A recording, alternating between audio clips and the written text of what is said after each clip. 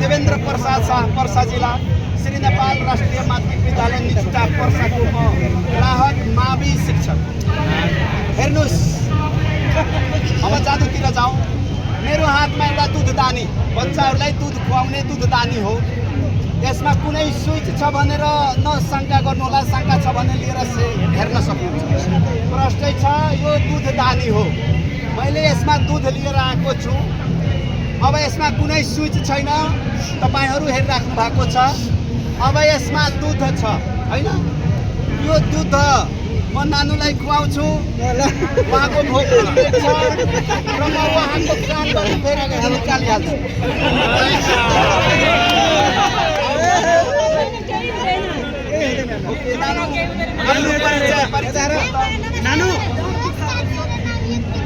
नानु युक्ति भण्डारी, युक्ति भण्डारी, युक्ति कति युनिक नाम छ नानुको। कति कक्षामा पढ्नुहुन्छ? 5 कक्षामा।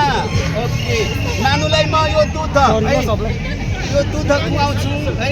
नानुलाई म दुध खुवाउँछु अनि नानुको भुँडी पनि भर्छ अनि कानबाट म दुध फेरि निकाल्छु।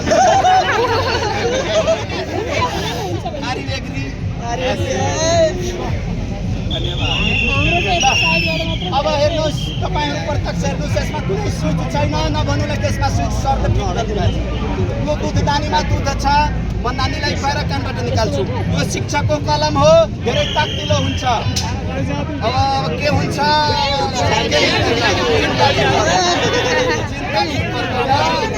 हुँदैन, नानु हात मिलाउनु केही म हुन दिँदैन।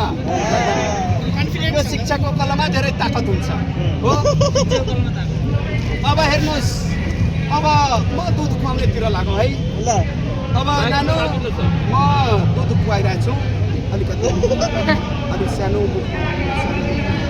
अलिक बिस्तारै है। अब बिस्तारै बिस्तारै घुट्दै जानु।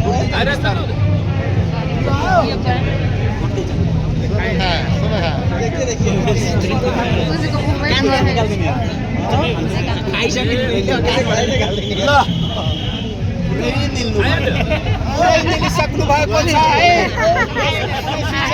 निलिसक्नु भयो। अब म नानुको कानबाट निकाल्छु। यो शिक्षकको कलमको ताकत हेर्नुहोस्, यो खाली भयो। अब हेर्नुहोस्, अब नानु यो कानमा म छिराएँ है। अलिकति टाउको यता गर्नुहोस्, अलिक बिस्तारै बिस्तारै, एकैछिन ल, बिस्तारै बिस्तारै, अलिअलि बिस्तारै बिस्तारै।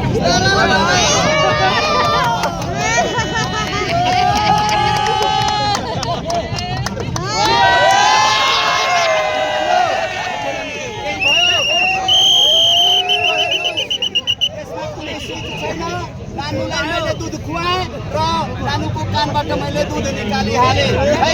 शिक्षकको कलममा धेरै ताकत छ।